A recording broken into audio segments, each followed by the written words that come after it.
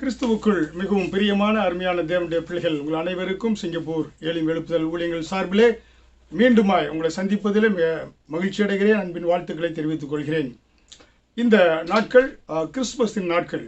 இயேசு கிறிஸ்துவோட பிறப்பை குறித்து நாம் தியானித்துக் கொண்டு வருகிறோம். முக்கியமாக இந்த நாளில் கூட தொடர்ந்து முக்கியமாக இயேசு கிறிஸ்து பூமியிலே அவர் பிறந்ததுடைய நோக்கம் என்ன, அவருடைய ஒவ்வொரு காரியங்களும் நமக்கு ஆவிக்குரிய சத்தியங்களை, நம்முடைய வாழ்க்கைக்கு மிக முக்கியமான காரியங்களை வெளிப்படுத்தக்கூடியதாக இருக்கிறது.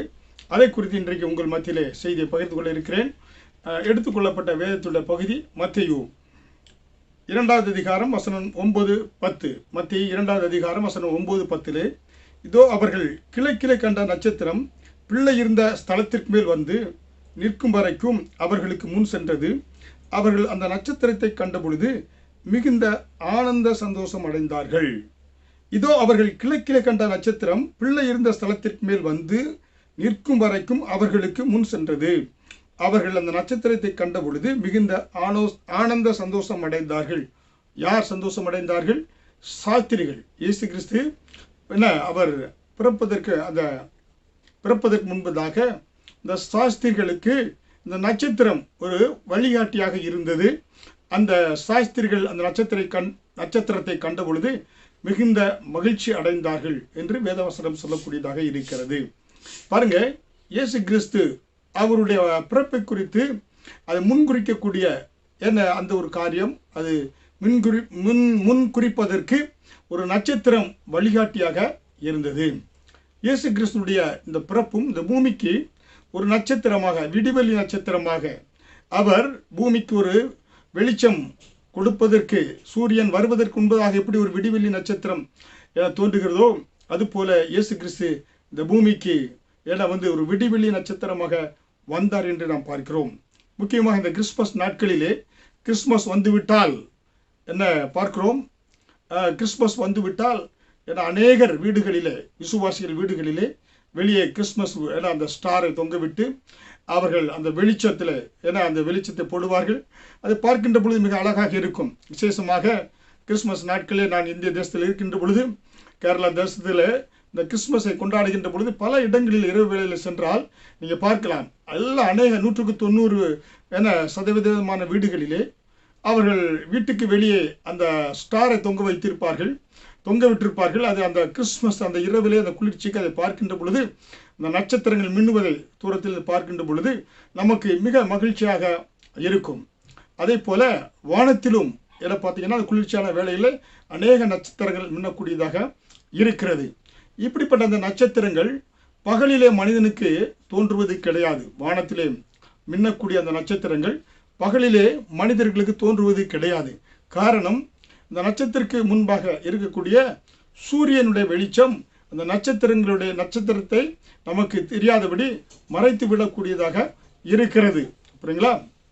அதே போல இந்த உலகத்தில் வாழக்கூடிய ஒவ்வொரு மனிதர்களும் அவர்கள் இந்த உலகத்தினுடைய பாடுகள், கஷ்டங்கள், வேதனைகள் எல்லாம் அவர்களை அந்த நீதியின் சூரியனாகிய பாருங்க அந்த தேவனை காணாதபடி, பாருங்க அந்த விடிவெளி நட்சத்திரமா இயேசுவை காணாதபடி இந்த உலக கவலைகள், பாரங்கள் அவர்களை கண்களை மறைத்து வைத்திருக்கிறது.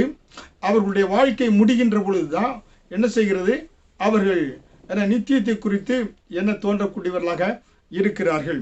ஆனால் தேவனுடைய பிள்ளைகளாக நமக்கு தேவன் ஒரு விடிவெள்ளி நட்சத்திரமாக இயேசு கிறிஸ்து இந்த பூமிக்கு வந்து பாலகனாக, மனுஷகுமாரனாக பிறந்தார் என்பது நினைக்கின்ற போது நமக்கு எவ்வளவு மகிழ்ச்சியாக இருக்கக்கூடியதாக இருக்கிறது. அதனாலே இயேசு கிறிஸ்து இந்த பூமிக்கு வந்தார் என்றால் அவர் ஒரு விடிவெள்ளி நட்சத்திரமாக வந்திருக்கிறார் என்று இந்த கிறிஸ்துமஸ் நாட்களே நாம் நினைக்கின்ற பொழுது மிக மகிழ்ச்சியாக இருக்கிறது. இந்த நட்சத்திரம் குறித்து நாம் தியானிக்கின்ற பொழுது வேதத்திலே பார்க்கிறோம். ஆபிரகாமை ஆசீர்வதித்த பொழுது ஆதியாகமம் 15வது அதிகாரம் 5வது வசனத்திலே ஆபிரகாமை ஆசீர்வதித்து நீ வானத்து அண்ணாந்து பார் என்று ஆண்டவர் கட்டளையிட்டார். வானத்து நட்சத்திரங்களைப் போல உன்னுடைய சந்ததியை நான் ஆசீர்வதிப்பேன் என்று கர்த்தர் ஆபிரகாமுக்கு வாக்கு கொடுத்தார். அன்று வானத்தை பார்த்த ஆபிரகாம் அதற்கு வானத்தில் ஒருவேளை அவருடைய சந்ததியாய கிறிஸ்துவை பார்த்தாரே இல்லமோ, ஆனால் அந்த கிறிஸ்துவின் மூலமாக இந்த பூமிக்கு ஒரு விடிவு காலம் உண்டாக போகிறது என்பதை நம்ம தெரிந்து கொள்ள வேண்டும். ஏனென்றால் ஆபிரகாமுக்கு அப்புறமாக வந்த ஒவ்வொரு தேவ பரிசுத்தவான்களும் வானத்தை அண்ணாந்து பார்த்து கொண்டே வந்தார்கள். ஏனென்றால் இந்த விடிவெளி நட்சத்திரமாகிய அந்த இயேசு கிறிஸ்து எப்பொழுது பூமியிலே பிறப்பார் என்று ஒவ்வொரு தீர்க்கதரிசிகளும் வானத்தை அண்ணாந்து பார்த்து கொண்டு வந்தார்கள் என்று நாம் பார்க்கிறோம். புரியுங்களா? ஏனென்றால் இயேசு கிறிஸ்து இந்த பூமிக்கு மேசியாவாக வருவார் என்று வேதவசனம் நமக்கு வாக்கு பழைய ஏற்பாட்டில் வாக்கு கொடுத்திருந்தது. அதனால்தான் அவர் எப்பொழுது வருவார் என்று ஒவ்வொரு தேவனுடைய ஊழியர்களும் பரிசுத்தவான்களும் பழைய ஏற்பாட்டு பரிசுத்தவான்களும் அவர்கள் வானத்தை அண்ணாந்து பார்த்தார்கள் என்று நாம் பார்க்கிறோம். புரியுங்களா? அதனால்தான் யூதருக்கு ராஜாவாய் பிறந்திருக்கிறவர் எங்கே? கிழக்கில் அவருடைய நட்சத்திரத்தை கண்டு அவரை பணிந்து கொள்ள வந்தோம் என்றார்கள். சாஸ்திரிகள் என்ன சொன்னாங்க? யூதருக்கு மத்தேயு 2வது அதிகாரம் வசனம் 2 யூதருக்கு ராஜாவாய் பிறந்திருக்கிறவர் எங்கே? கிழக்கிலே அவருடைய நட்சத்திரத்தை கண்டு அவரை பணிந்து கொள்ள வந்தோம் என்றார்கள். புரியுங்களா? பாருங்க, அவர் இயேசு கிறிஸ்து யூதருக்கு மட்டும் ராஜாம் அல்ல, தேவனுடைய பிள்ளைகளாய் ஒவ்வொருவரும் இயேசு கிறிஸ்துவை சொந்த ராஜாகராய் ஏற்றுக்கொள்கிற ஒவ்வொருவருக்கும் அவர் யூத ராஜசிங்கம் அல்ல, ராஜாதி ராஜாவாக நித்திய ராஜாவாக ஒவ்வொரு தேவனுடைய பிள்ளைகளுக்கும் இயேசு கிறிஸ்து இருக்கக்கூடியவராக இருக்கிறார். புரியுங்களா? அதனால் தான் அவர்கள் அந்த நட்சத்திரம் அவருடைய நட்சத்திரத்தை கண்டு நாங்கள் அவரை பணிந்து கொள்ள வந்தோம் என்று சொன்னார்கள். புரியுங்களா? இந்த சாஸ்திரிகளுக்கு அவர்களுக்கு அந்த நட்சத்திரம் மற்றவர்களுக்கு அது சாதாரண நட்சத்திரமாக தெரிந்திருக்கலாம். ஆனால் சாஸ்திரிகள் அவர் ஞானவான்கள் வைஸ்மென் என்று நம்ம சொல்கிறோம். அவர்கள் அந்த நட்சத்திரத்தை பார்த்து அசட்டையா இருந்து விடவில்லை. ஏன்னா தேவன் பாருங்க, மேய்ப்பர்களுக்கு இயேசு கிறிஸ்துவோட பிறப்பை தூதர்கள் மூலமாக தேவன் அறிவித்தார். சிமியோனுக்கு வாக்குத்தத்தத்தின் மூலமாக இயேசு கிறிஸ்துவோட பிறப்பை குறித்து தேவன் அறிவித்தார். அன்னாளுக்கு பானுவேலின் குமாரத்தியாக அன்னாளுக்கு தீர்க்க தரிசனத்தின் மூலமாக இயேசு கிறிஸ்துவோட பிறப்பை தேவன் அறிவித்தார். அதே போல ஞானிகளாகிய இந்த சாஸ்திரிகளுக்கு நட்சத்திரத்தின் மூலமாக தேவன் இயேசு கிறிஸ்து பிறப்பார் என்பதை அவருக்கு ஆண்டவர் அறிவுறுத்தினார். அதே போல எப்படி தோட்டக்காரனுக்கு எப்படி அவர் சாரோனின் ரோஜாவை போல, வீடு கட்டுகிறவர்களுக்கு இயேசு கிறிஸ்து ஒரு மூளைக்காலை போல, கப்பல் மாலுமிக்கு அவர் ஒரு லைட் ஹவுஸை போல, கலங்கரை விளக்கத்தை போல, அதாவது பசியாய் இருக்கிறவனுக்கு இயேசு கிறிஸ்து ஒரு ஜீவ அப்பத்தை போல, திருச்சபைக்கு அவர் குத்து விளக்காய் இருப்பது போல, இந்த சாஸ்திரிகளுக்கு அவர் நட்சத்திரமாக அந்த விடிவெளி நட்சத்திரமாக அவர்களுக்கு என்ன செய்தார் ஆண்டவர் காண்பிக்கக்கூடியவராக இயேசு கிறிஸ்து பிறப்பை காண்பிக்கக்கூடியவராக இருந்தார் என்று நாம் பார்க்கிறோம். புரியுங்களா? அதனால்தான் இந்த சாஸ்திரிகள் என்பவர்கள் வைஸ்மேன், அதாவது ஞானவான்கள் ஆகாய மண்டலத்தில் உள்ள ஒளியைப் போலவும் அநேகரை நீதிக்குட்படுத்துகிறவர்கள் நட்சத்திரங்களைப் போலவும் என்றென்றைக்கும் சதா காலங்களிலும் பிரகாசிப்பார்கள் என்று தானியேல் 12வது அதிகாரம் 3வது வசனத்தில் பார்க்கிறோம். பாருங்க, எப்படியாக இயேசு கிறிஸ்துவை காண்பதற்கு நட்சத்திரம் வழிகாட்டியது. அதை பின்பற்றி தாகத்தோடு கூட, வைராக்கியத்தோடு கூட, வாஞ்சியோடு கூட இந்த சாஸ்திரிகள் நட்சத்திரத்தை பின்பற்றி சென்றார்கள். யூதருக்கு ராஜாவாய் பிறந்திருக்கிறவர் எங்கே என்று காணும்படியாக. சாஸ்திரிகள் என்றால் ஞானவான்கள். அருமையான தேவனுடைய பிள்ளைகளே, இன்றைக்கு நாமும் இயேசு கிறிஸ்துவை காண வேண்டும், அந்த வாஞ்சை, அவரை பார்க்க வேண்டும் வாஞ்சை என்ற ஒரு வாஞ்சையும் வைராக்கியம் இருக்கின்ற பொழுது நிச்சயமாக இந்த சாஸ்திரிகள் இயேசுவை கண்டது போல நாமும் நம்முடைய வாழ்க்கையில விசுவாசிகளே இயேசு கிறிஸ்துவை காண முடியும். புரியுங்களா? அதனால்தான் இந்த சாஸ்திரிகள் நட்சத்திரங்கள், சாஸ்திரிகள் எப்படி வாஞ்சையோடு கூட வைராக்கியத்தோடு கூட இந்த நட்சத்திரத்தை பின்பற்றி இயேசுவை கண்டார்களோ, நம்முடைய வாழ்க்கையில இன்றைக்கு நமக்கு கிறிஸ்துமஸ் நாட்களில் கூட நமக்கு ஒரு வைராக்கியமும் வாஞ்சையும் இருக்க வேண்டும். அப்பொழுதுதான் நம்ம என்ன செய்ய முடியும்? இயேசு கிறிஸ்துவை அனுதினமும் என்ன செய்ய முடியும்? காண முடியும். புரியுங்களா? அதனால்தான் எரேமியா 29வது அதிகாரம் வசனம் 13 உங்கள் முழு இருதயத்தோடும் என்னை தேடுகையில் கண்டுபிடிப்பீர்கள். முழு இருதயத்தோடு தேவனை தேடணும்னா கண்டுபிடிக்க முடியும் என்று எரேமியா 29வது அதிகாரம் 13வது வசனத்தில் சொல்லப்பட்டிருக்கிறது. அருமையான தேவனுடைய பிள்ளைகளே, செய்தியை கேட்டுக்கொண்டிருக்கிற அருமையான விசுவாசிகளே, நீங்க உண்மையாக முழு இருதயத்தோடு தேவனை தேடினீர்கள் என்றால் கண்டுபிடிப்பீர்கள் இயேசு கிறிஸ்துவை. புரியுங்களா? அதனாலே அன்றைக்கு இந்த சாஸ்திரிகள் முழு இருதயத்தோடு அவர் தேடுவதற்கு நட்சத்திரம் வழிகாட்டியாக இருந்தது. அவர் என்ன சொன்னாங்க? அவருடைய நட்சத்திரம். புரியுங்களா? தேவன் நம்முடைய தேவன். இயேசு கிறிஸ்து நம்முடைய தேவனாக இருக்கக்கூடியவராக இருக்கிறார். அதனால தான் உன்னத பாட்டு 2வது அதிகாரம் 18வது வசனத்திலே, என் நேசர் என்னுடையவர், நான் அவருடையவள் என்று சூலமித்தியால் தீர்மானத்தோடு கூட சொன்னான். என் நேசர் என்னுடையவர், நான் அவளுடையவள். இயேசு கிறிஸ்து புரியுங்களா, நம்முடையவர், நம்முடைய தேவன், ஜீவனுள்ள தேவன், நம்முடைய இரட்சகர், இம்மானுவேலர், நம்மோடு கூட எப்பொழுது இருக்கக்கூடியவர் என்ற அந்த உரிமை நமக்கு எப்பொழுது இருக்க வேண்டும். உரிமை பாராட்டி அவரை வாஞ்சியோடும் வைராக்கியத்தோடு நம்ம என்ன செய்ய வேண்டும்? ஆனால் அவரை தேட வேண்டியது அவசியமாக இருக்கிறது. புரியுங்களா? அதனால தான் பவுல் சொல்கிறார், ரோமர் 14வது அதிகாரம் 8வது வசனத்திலே, நான் பிழைத்தாலும் கர்த்தருக்கென்று பிழைக்கிறோம், நாம் மரித்தாலும் கர்த்தருக்கென்று மரிக்கிறோம். ஆகையால் பிழைத்தாலும் மரித்தாலும் நாம் கர்த்தருடையவர்களாய் இருக்கிறோம். புரியுங்களா? அருமையான தேவனுடைய பிள்ளைகளே, எப்படி அவருடைய நட்சத்திரம், அதே போல தேவன் நம்முடைய தேவன். நாம் பிழைத்தாலும் வாழ்ந்தாலும் அவருக்காகவே இருக்கிறோம். மரித்தாலும் அவருக்கென்று அவருடையவர்களாக நாம் இருக்கிறோம் என்று பவுல் சொல்லக்கூடியவராக இருக்கிறார். புரியுங்களா? அதான் 1 கொரிந்தியர் 3வது அதிகாரம் 23வது வசனத்திலே, நீங்கள் கிறிஸ்துவனுடையவர்கள், கிறிஸ்து தேவனுடையவர். புரியுங்களா? நாம் ஒவ்வொருவரும் இயேசு கிறிஸ்துவனுடையவர்கள் என்று அப்போஸ்தலனாகிய பவுல் 1 கொரிந்தியர் 3வது அதிகாரம் 23வது வசனத்திலே இருக்கிறார். அந்த நம்பிக்கை இந்த கிறிஸ்துமஸ் நாட்களிலே கூட நான் கிறிஸ்து உடையவன், கிறிஸ்து உடையவள் என்ற அந்த நம்பிக்கை நம்ம ஒவ்வொருவருக்கும் இருக்க வேண்டும். இயேசு கிறிஸ்துவை வாஞ்சியோடு நம்ம தேடுகின்ற பொழுது. புரியுங்களா? பாருங்க, இந்த நட்சத்திரம் எங்கே தோன்றியது என்றால் பார்க்கிறோம். இந்த நட்சத்திரம் எங்கே தோன்றியது என்றால் கிழக்கிலிருந்து நட்சத்திரம் தோன்றியது என்று நாம் பார்க்கிறோம். புரியுங்களா? 4 திசைகளுக்குள்ளே இந்த கிழக்கே இந்த திசை, கிழக்கு திசையில் இருந்தால் இயேசு கிறிஸ்து பிறப்பதை அறிவிப்பதற்கு இந்த நட்சத்திரம் தோன்றியது. பெரும்பாலும் பாருங்க, நட்சத்திர அதிகாலை வேளையில் பார்த்தீங்கன்னா நட்சத்திரங்கள், விடிவெளி நட்சத்திரம் எங்கிருந்து தோன்றும்? கிழக்கே இருந்து. நம்ம கிராமங்களிலே இருந்தால் உங்களுக்கு தெரியும். ஏன்னா நான் சிறு பிள்ளையாக இருக்கிற கிராமங்களில் இரவு வேளைகளிலே இந்த ஆடுகள் எல்லாம் வயல்வெளியில் போட்டிருப்பாங்க. அப்பொழுது அந்த கடா போட்டிருப்பாங்க, கடை. அப்போ அங்கே இருக்கும்போது பார்த்தா அதிகாலை வேளையில் அந்த விடிவெளி நட்சத்திரம் பிரகாசமாய் வரும். சரிங்களா? அந்த விடிவெளி நட்சத்திரம் எங்கிருந்து வரும்? கிழக்கு பகுதியில் இருந்து அந்த நட்சத்திரம் வரும். அப்போ இங்கே பார்க்கின்ற பொழுது இந்த இயேசு கிறிஸ்துவனுடைய அந்த பிறப்பு, ஒவ்வொரு செயலும், அவருடைய சொல்லும், அவருடைய அசைவும் நமக்கு ஒரு காரியத்தை காண்பிக்கக்கூடியதாக இருக்கிறது. இந்த நட்சத்திரம் ஏன் கிழக்கிலிருந்து வந்தது என்றால், ஆதியிலே தேவன் கர்த்தர் கிழக்கே ஏதேன் தோட்டத்தை உண்டாக்கி தாம் உருவாக்கின அந்த ஏதேன் தோட்டத்திலே ஆதாமையும் ஏவாளையும் வைத்தார். புரியுங்களா? பாருங்க, கர்த்தர் ஏதேன் தோட்டத்தை எங்க உருவாக்கினார்? ஆதியாகமம் 2வது அதிகாரம் 8வது வசனத்தில் பார்க்கின்ற பொழுது, கர்த்தர் கிழக்கே ஏதேன் என்னும் ஒரு தோட்டத்தை உண்டாக்கி தாம் உருவாக்கின மனுஷனை அங்கே வைத்தார். ஆதாம் ஏவாளை ஏதேன் தோட்டத்தில் வைத்தார். அது எங்கே வைத்தார்? அது கிழக்கிலே இருக்கிற ஏதேன் தோட்டம்.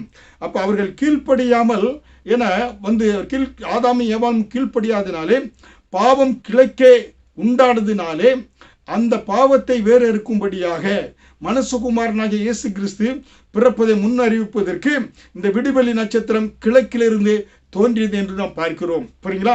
பாவம் கிழக்கு திசையாகிய ஏதேன் தோட்டத்திலிருந்து அவர்கள் மீறுதல் நிமித்தம் பாவம் தோன்றியதோ, அந்த பாவத்தை வேறு இருக்கும்படியாக ஒரு மனுஷகுமாரன் பிறக்கப் போகிறார் என்பதை முன்னறிவிப்பதற்கு கிழக்கிலிருந்து விடிவெளி நட்சத்திரம் தோன்றியது என்று நாம் பார்க்கிறோம். புரியுங்களா?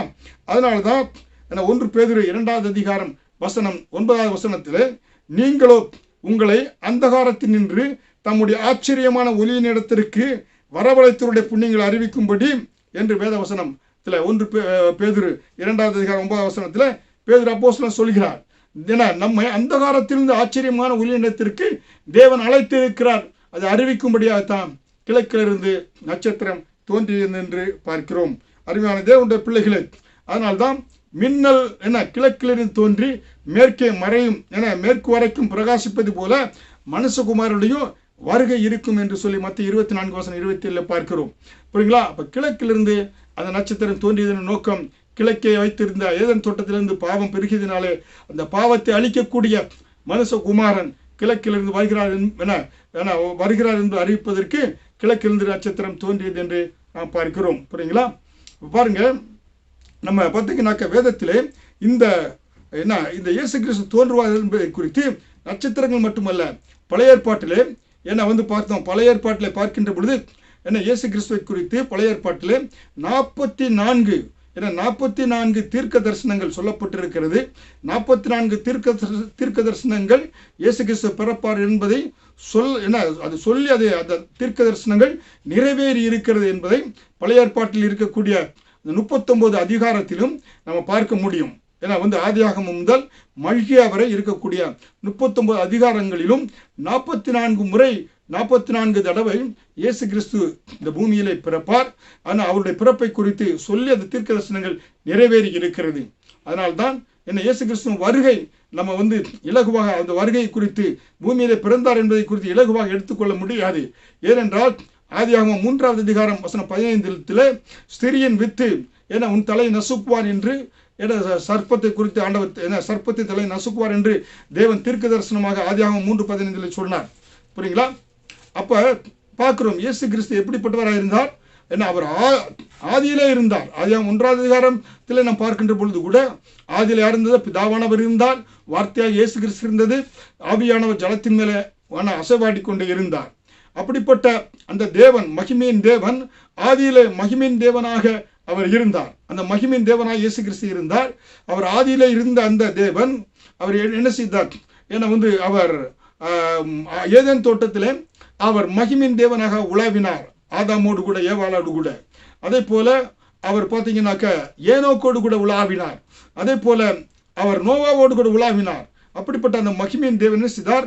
மகிமை ஆதியிலே வானத்திலே இருந்த அந்த மகிமை, அதுக்கப்புறமாக மோசே காலத்திலே ஆண்டவர் அந்த மொபைல் சர்ச், அதாவது அவர்களை எகிப்திலிருந்து வனாந்தரத்திலே கானான் தேசத்தை அழைத்து கொண்டு வருகின்ற பொழுது அவர் அங்கே கூடாரத்தில், ஆசாரிப்பு கூடாரத்தில் அந்த மகிமையின் தேவன் என்ன செய்தார்?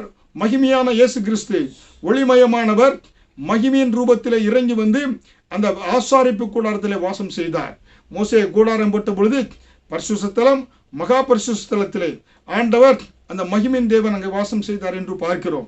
அப்படியாக அவர் வாசம் செய்தவர்.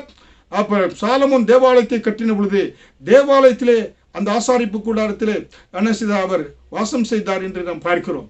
அப்படி வாசம் செய்த அந்த தேவன் 4000 வருடங்களுக்கு அப்புறமாக இயேசு கிறிஸ்துவாக அந்த மகிமையின் தேவன் பூமியிலே என்ன செய்தார்? 33 வருடங்கள் உலாவினார் என்று பார்க்கிறோம். அப்ப 33 வருடங்கள் உலாவின அந்த தேவன் என்ன செய்தார்?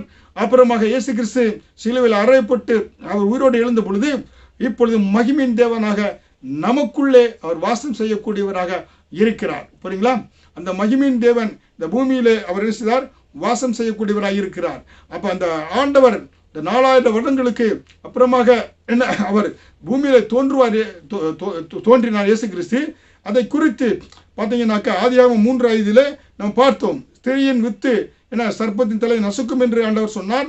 அதே போல ஆதியாகமம் 49:10 யாக்கோபு தன்னுடைய 12 குமாரர்களையும் அழைத்து அவர்களுக்கு என்ன செய்தார் பாருங்கனாக்கா, சமாதான கர்த்தர் வருவளவும் யூதாவை விட்டு செங்கோல் நீங்குவதில்லை என்று இயேசு கிறிஸ்துவை குறித்து கூட யாக்கோபு சொன்னார் என்று பார்க்கிறோம்.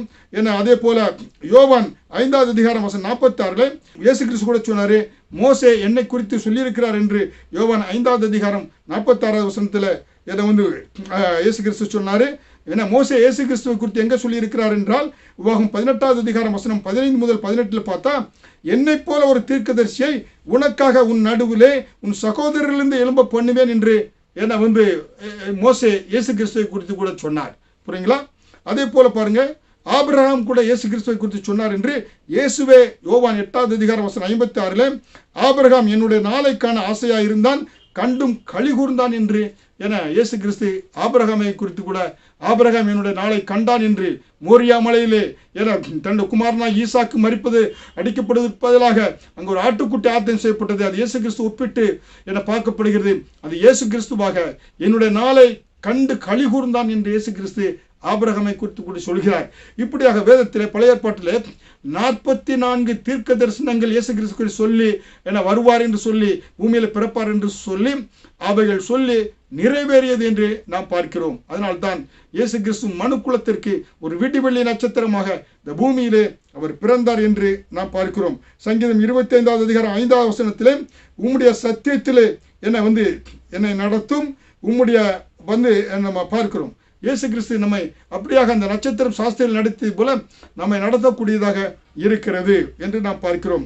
அதனால அருமையான தேவனுடைய பிள்ளைகளே, அன்றைக்கு சாஸ்திரிகளுக்கு வழிகாட்டிய அந்த நட்சத்திரம் இன்றைக்கு தேவனுடைய பிள்ளைகளாய் நமக்கு ஒவ்வொருவருக்கும் இயேசு கிறிஸ்து வழிகாட்டக்கூடியவராய் இருக்கிறார். மத்தேயு 22 அதிகாரம் வசனம் 9 அவர்கள் கிழக்கிலே கண்ட நட்சத்திரம் பிள்ளை இருந்த ஸ்தலத்திற்கு மேல் வந்து நிற்கும் வரைக்கும் அவர்களுக்கு முன் சென்றது என்று பார்க்கிறோம். சாஸ்திரிகள் அந்த நட்சத்திரத்தை கண்டார்கள், அந்த நட்சத்திரத்தை ஃபாலோ பண்ணி போனாங்க. அது இயேசுக்கு அந்த பிள்ளை இருந்த சத்திரம் வரை அந்த நட்சத்திரம் சென்று அங்கே என்ன செய்த அந்த நட்சத்திரம் அங்கே நிற்கிற வரை அந்த நட்சத்திரத்தை அவர்கள் என்ன செய்தார்கள், பின்பற்றி சென்றார்கள் என்று நாம் பார்க்கிறோம். பாருங்க, இந்த நட்சத்திரம் இந்த சாஸ்திரிகளுக்கு வழிகாட்டியாய் இல்லாதிருந்தால் அவர்களாலே இயேசு கிறிஸ்து பிறந்த அந்த இடத்திற்கு சென்று இருக்க முடியாது. அந்த யூதருக்கு ராஜாவாய் பிறந்திருக்கிறவர் என்பதை அவர்கள் கண்டிருக்க முடியாது.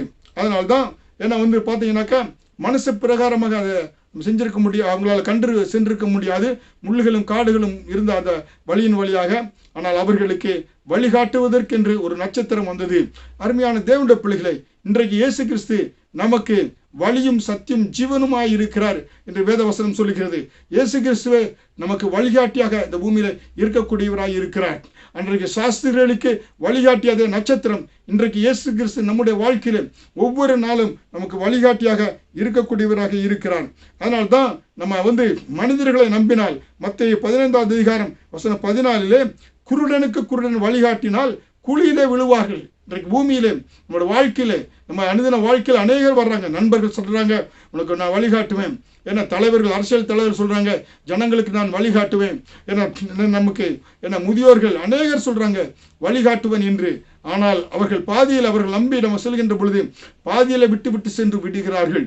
ஆனால் வேதவசனம் சொல்லுகிறது மத்தேயு 15 அதிகாரம் 14 வசனத்திலே, குருடனுக்கு குருடன் வழிகாட்டினால் குழியிலே விழுவார்களே என்று இயேசு கிறிஸ்து தெளிவாக சொல்லி இருக்கிறார். அதனால்தான் தேவன் இன்றைக்கு இயேசு கிறிஸ்துவை ஏற்றுக்கொண்ட ஒவ்வொரு தேவனுடைய பிள்ளைகளுக்கும் அவர் வழிகாட்டியாக இருக்கக்கூடியவராக இருக்கிறார். அதனால்தான் எரேமியா 42 அதிகாரம் வசனம் 3 நடக்க வேண்டிய வழியை தேவனிடத்தில் கேளுங்கள், நடக்க வேண்டிய வழி ஆண்டவரே தேவனிடத்துல நடக்க வேண்டிய வழியை காட்டுங்கள் என்று கேட்கின்ற பொழுது தேவன் நமக்கு அந்த வழியை காட்டக்கூடியவராக இருக்கிறார் என்று பார்க்கிறோம். சங்கீதம் 37 அதிகாரம் வசனம் 5 முதல் 6 பார்க்கின்ற பொழுது, உன் வழியை கர்த்தருக்கு ஒப்புவித்து அவர் மேல் நம்பிக்கையாயிரு, அவரே காரியத்தை வாய்க்க பண்ணுவார். நம்முடைய வழிகளை கர்த்தருக்கு ஒப்புவித்து அவர் மேல் நம்பிக்கையா இருக்கின்ற பொழுது அவரே காரியத்தை எப்படி செய்வார்கள், வாய்க்கை செய்யக்கூடியவராக இருக்கிறார் என்று நாம் பார்க்கிறோம். புரியுங்களா? அருமையான தேவனுடைய பிள்ளைகளே, நம்முடைய வாழ்க்கையிலே நம்முடைய வழியை கர்த்தருக்கு ஒப்பு கொடுத்து அவரை மேல் நம்பிக்கையா இருக்கின்ற பொழுது அவர் நமக்கு என்ன செய்கிறாரு, வழியை காண்பிக்கக்கூடியவராக இருக்கிறார், காரியத்தை வாய்க்க செய்யக்கூடியவராக இருக்கிறார் என்று சங்கீதம் 37 அதிகாரம் 5 முதல் 6 பார்க்கிறோம். புரியுங்களா? அதே போல ஏசாயா 48 அதிகாரம் 14 வசனத்திலே புரியுங்களா, அங்கு சொல்லப்பட்டிருக்கிறது, புரோஜனமாய் இருக்கிறதை உனக்கு போதித்து நீ நடக்க வேண்டிய வழியிலே உன்னை நடத்துகிற தேவனாகிய கர்த்தர் நானே. ஏசாயா 48:17 பார்க்கிறோம். தேவன் இடத்துல நீங்க வருகின்ற பொழுது புரோஜனமான வழிகளை உங்களுக்கு அவரு காண்பித்து நீ நடக்க வேண்டிய வழியில உன்னை நடத்துகிற தேவனாகிய கர்த்தர் நானே என்று சொல்கிறார். நாம் வழியில் இயேசு கிறிஸ்துவை பின்பற்றுகின்ற பொழுது, இயேசு கிறிஸ்துவனுடைய வழியா இருக்கின்ற பொழுது நாம் வழி தப்பி போவது கிடையாது. நம்முடைய வாழ்க்கை தோல்வி அடைந்து போவது கிடையாது.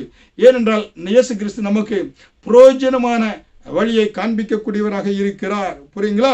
அதனால்தான் பார்க்கின்ற சங்கீதம் 25:4 உம்முடைய வழிகளை எனக்கு தெரிவியும், உம்முடைய பாதைகளை எனக்கு போதியும் என்று சங்கீதக்காரர் சொல்கிறார். ஆண்டவரே வழிகளை காண்பியும், பாதைகள் எனக்கு போதியும், ஏனென்றால் உம்முடைய சத்தியத்திலே என்னை நீர் நடத்தும் என்று சங்கீதக்காரன் கேட்கிறான் என்று சங்கீதம் 24 அதிகாரம் 4 வசனம் 5 வசனத்தில் பார்க்கிறோம். சங்கீதம் 16 அதிகாரம் வசனம் 11 ஜீவ மார்க்கத்தை எனக்கு தெரியப்படுத்துவீர், உம்முடைய சமூகத்தில் எப்படி பரிபூர்ண ஆனந்தமும் உமது வலது பாரசத்தில் நித்திய பேரின்பமும் உண்டு. சங்கீதம் 16 அதிகாரம் வசனம் 11 பார்க்கின்ற பொழுது ஜீவ மார்க்கத்தை எனக்கு தெரியப்படுத்துவீர், உம்முடைய சமூகத்தில் பரிபூர்ண ஆனந்தமும் உமது வலது பாரிசத்தில் நித்திய பேரின்பமும் உண்டு என்று பார்க்கிறோம் என்று சங்கீதக்காரன் சொல்கிறான். ஆண்டவருடைய அந்த இயேசு கிறிஸ்து காண்பிக்கிற வழிகளில் போகின்ற பொழுது நித்திய பேரின்பம் நம்முடைய வாழ்க்கையில் எப்பொழுதும் இருக்கும். ஏன்னா அது மட்டுமல்ல, பரிபூர்ண ஆனந்தமும் எப்பொழுதும் நம்முடைய வாழ்க்கையில் இருக்கக்கூடியதாக இருக்கிறது. அருமையான தேவனுடைய பிள்ளைகளே, இந்த நாள், இந்த கிறிஸ்துமஸ் நாட்களில் கூட உங்களுக்கு நான் சொல்லக்கூடிய ஒரு காரியம் புரியுங்கள் என்றால், நம் இயேசு கிறிஸ்து இந்த பூமியில நமக்கு வழிகாட்டியாக இருக்கிறார். ஏன்னா அன்றைக்கு சாஸ்திரிகளுக்கு வழிகாட்டிய அந்த நட்சத்திரம் இன்றைக்கு நமக்கு இயேசு கிறிஸ்து ஒவ்வொரு நாளும் நமக்கு விடிவெளி நட்சத்திரமாக நம்முடைய வாழ்க்கைக்கு வழிகளை காண்பிக்கக்கூடியவராக, நானே வழியும் சத்தியம் ஜீவனுமாய் இருக்கிறேன் என்று சொன்னவர் நம்ம ஜீவபாதையில் நடத்தக்கூடியவராக இருக்கிறார். அதனால்தான் இந்த கிறிஸ்துமஸ் நாட்களிலே நாம் தெரிந்து கொள்ள வேண்டும் என்னவென்றால், நட்சத்திரங்களை நாம் பார்க்கின்ற பொழுது நட்சத்திரங்கள் நமக்கு என்ன உணர்த்துகிறது? வழிகாட்டியாக, என நமக்கு நித்தியத்துக்கு வழிகாட்டியாக, அனுதின வாழ்க்கைக்கு வழிகாட்டியாக, நம்முடைய மகிழ்ச்சிக்கு வழிகாட்டியாக, நம்முடைய வாழ்க்கைக்கு புரோஜனமான காரியங்களை செய்வதற்கு வழிகாட்டியாக இயேசு கிறிஸ்து இருக்கிறார். அவரை வழியாக கொள்ளுங்கள். நீங்கள் வழி தப்பி போகவே மாட்டீங்க. உங்களையும் உங்கள் குடும்பத்தையும் தேவன் ஆசீர்வதித்து அற்புதமாக உங்களை நடத்துவார். இந்த வருகின்ற நாட்கள் முழுவதும் தேவனுடைய கிருபையும் தயவும் உங்கள் மேலும் உங்கள் குடும்பத்தின் மேலும் அளவில்லாமல் இருக்கும். கர்த்தர் எல்லா தீங்குக்கு விலக்கி பாதுகாத்து எல்லா செல்வங்களையும் உங்களுக்கு ஆண்டவர் கொடுத்து, ஏன்னா கர்த்தர் தேவன் வியாதிகளை நீக்குகிறாரு, என வறுமையை நீக்குகிறாரு, வீடு கட்டாதவர்களுக்கு வீடு கட்டும்படியாய் கர்த்தர் என கிருபை பாராட்டுகிறாரு, வேலை இல்லாதவர்களுக்கு வேலைகளை கர்த்தர் கொடுக்கிறாரு, என குடும்பங்களை திருமணங்கள் தடைப்பட்ட திருமணங்களை கர்த்தர் நிறைவேற்றுகிறார். ஏன்னா வேலை ஒவ்வொரு நன்ற படிப்பு என காத்திருக்கிற பிள்ளைகளுக்கு ஏற்ற படிப்பை கர்த்தர் கொடுக்கக்கூடியவராக இருக்கிறார். ஒவ்வொரு காரியத்திலும் தேவன் என்ன செய்யறார்? உங்களுக்கு ஏன்னா ஆசீர்வாதத்தை, நிறைவான ஆசீர்வாதத்தை கொடுக்கக்கூடியவராக இருக்கிறார். ஏனென்றால் அவருடைய சமூகத்தில் தான் பரிபூர்ண ஆனந்தமும் நித்திய பேரின்பமும் இருக்கக்கூடியதாக இருக்கிறது. அப்படிப்பட்ட ஆசீர்வாதத்தை தேவன் கொடுத்து உங்களை ஆசீர்வதித்து நடத்துவார். தேவனுடைய அளவு கடந்த கிருபையும் தயவும் உங்கள் மேலும் உங்கள் குடும்பத்து மேலும் இன்றைக்கு என்றென்றைக்கும் சதா காலங்களிலும் இருக்கும். கர்த்தர் உங்களை ஆசீர்வதிப்பாராக. ஆமேன்.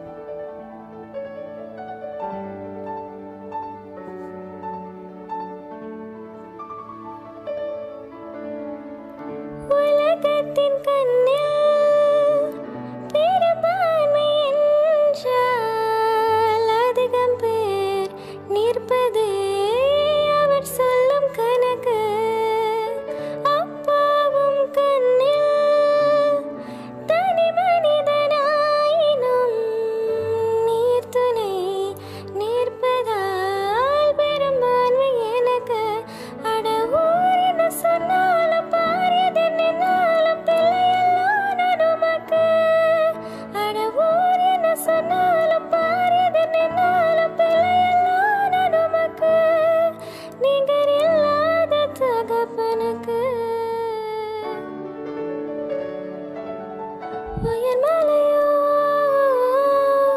சமவெளியோ இரண்டிலும் நீரே என் தேவன். உயர்மலையோ சமவெளியோ இரண்டிலும் நீரே என் தேவன். எந்த நிலையிலும் ஆராதித்திடுவேன் என் இயேசுவை, முழு மனதோடு ஆராதித்திடுவேன். எந்த பக்கம் வந்தாலும் நீங்க என் கூடாரம், தீங்கு என்னை அணுகாது. துர்ச்சன பிரவாகம் சூழ்ந்திட வந்தாலும் துளியும் என்னை நெருங்காது.